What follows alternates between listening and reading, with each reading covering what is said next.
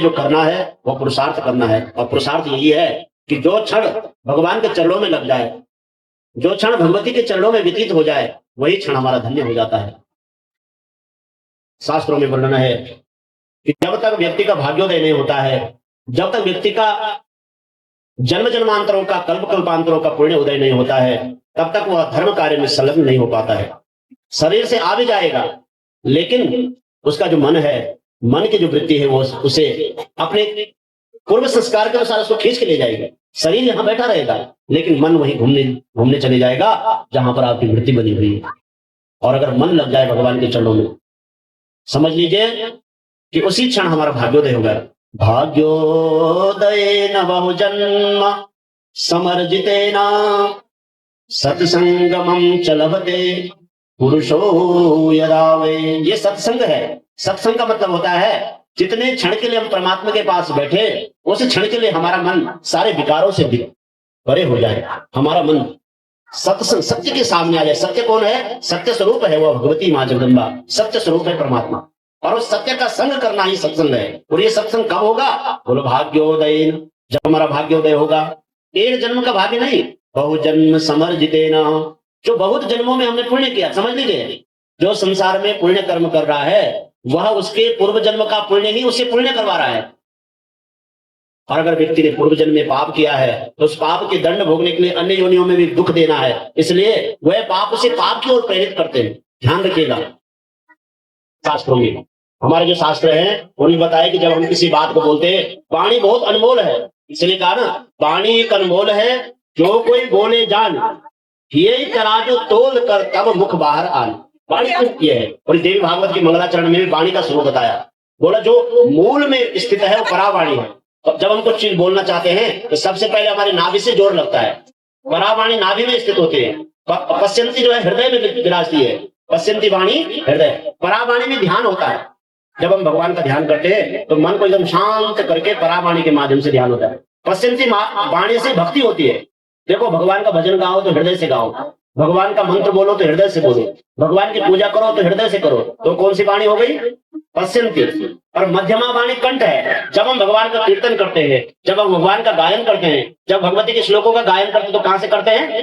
कंठ से। उस समय वह प्राप्त से मध्यमा वाणी हो जाती है। तो जब हम जो है लोगों को उपदेश देते हैं, लोगों को ज्ञान की ओर प्रवृत्त करते हैं, तो बोला अगर अपने जीवन में वो आचरण में वो ज्ञान है, और अगर हम दूसरे को बोले तो तुरंत वो आ जाएगा, दूसरा मान जाएगा।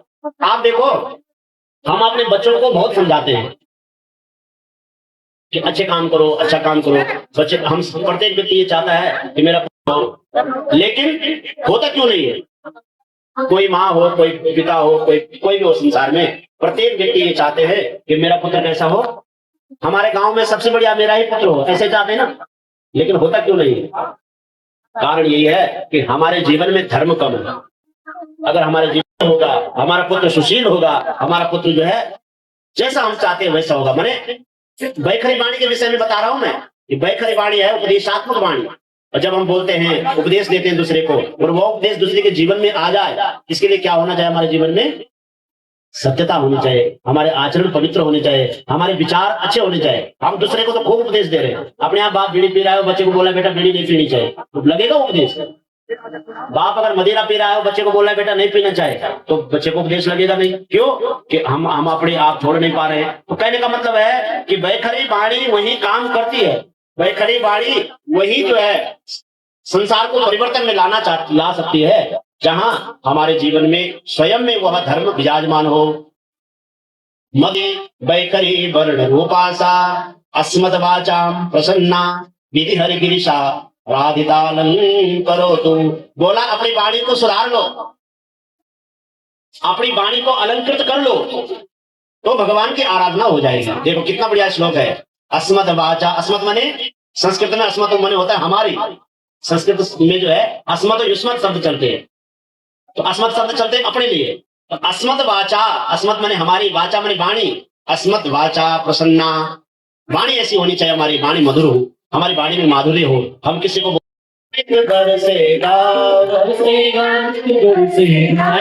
गाना पड़ेगा। प्रश्न के उत्तर में कहते हैं कि हे ऋषियों, वह जगदम्बा तो ऐसी है जिसकी आराधना ब्रह्मा विष्णु महेश सभी देवता करते हैं। एक बार जब कृष्ण भगवान पर भी जो है विपत्ति आई, उन्होंने भी भगवती जगदम्बा की आराधना की, तो शौनकादि ऋषियों ने प्रश्न किया कि कृष्ण तो साक्षात भगवान के अवतार हैं, उनमें भी आपत्ति आई और उन्होंने भी भगवती की कैसे उपासना की। इस विषय में कथा सुनना चाहते हैं तो बहुत विस्तार में कथा है, इस कथा को विस्तार में हम कल आपको सुनाएंगे। आज हम इसका बीजारोपण कर देते हैं। कहते हैं कि सूत जी ने कहा कि हे ऋषियों, एक समय की बात है, भगवान कृष्ण अपने सुधर्मा सभा में विराजमान थे। उसी समय उस सभा में सत्राजित का आगमन होता है। सत्राजित के पास एक समंतक नाम की मणि थी। वह मणि बहुत ही पवित्र थी, भगवान सूर्य से प्राप्त थी, और जब उसका वो पूजन करते थे भगवान सूर्य का, तो वह समंतक मणि उन्हें 8 भार सोना प्रतिदिन देती थी। उसको पहन करके सत्राजित जब सुधर्मा सभा में आए तो भगवान कृष्ण ने धारण कर रखी है, और एक प्रसन्नता जाहिर करने के बाद जब सत्राजित अपने घर लौट गए, एक दिन उन्हीं का भाई उस मणि को लेकर के जंगल में गया, और जंगल में गया, जंगल में उसके भाई प्रहसेन को महाराज सिंह मार देता है, शेर मार देता है, और वह शेर को भी मार करके जाम्बवान उस मणि को ले जाकर के जामवती के पास खिलौना बना देते हैं।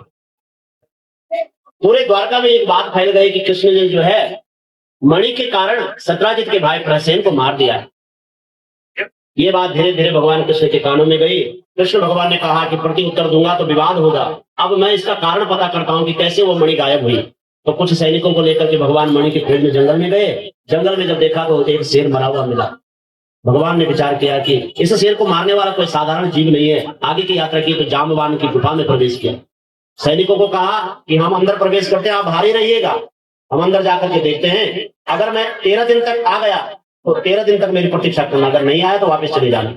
अब अंदर प्रवेश किए महाराज, तो जो जाम्बवान की पुत्री है जामवती, वह उस मणि को लेकर के खेल रही थी।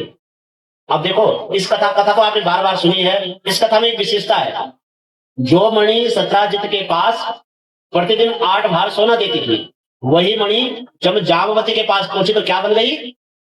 खिलौना बन गई। वहां वो 8 भार सोना नहीं देती थी। 8 भार सोना कहां देती थी? सत्राजित के पास। और वहां एक जगह वही मणि जो है क्या बन गई? खिलौना बन गई। भगवान प्रवेश करते हैं। वर्णन है महाराज कि 27 दिनों तक जाम्बवान और भगवान कृष्ण का बहुत विकराल युद्ध होता है।